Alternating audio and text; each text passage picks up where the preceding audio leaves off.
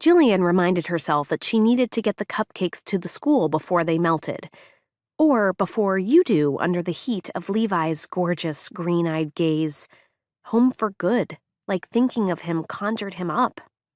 She glanced his way, smiled. It was like the hue of his eyes had matured and aged as well as the rest of him. And yes, he still had the goddamned sanity-melting dimple. Focus on something safe. Work. Kids. Not the way his biceps stretch the fabric of his t-shirt, or the way he fills out those worn jeans.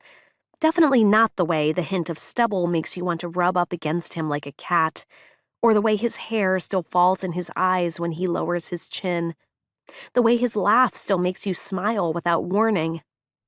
She'd worn a sweater to fight off the brisk morning air, but now she was practically sweating. Jillian wasn't opposed to working up a good sweat in a scheduled and pre-planned way, like a hike, a bike ride. Jillian preferred things she could be in charge of, things that allowed her to orchestrate, or at least guide, the outcome. Levi fell into step beside her like he had nowhere better to be. The natural move filled her with nostalgia and a bit of déjà vu for the times when they'd all stroll together down this very street.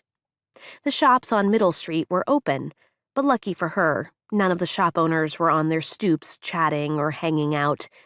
That could change at any moment.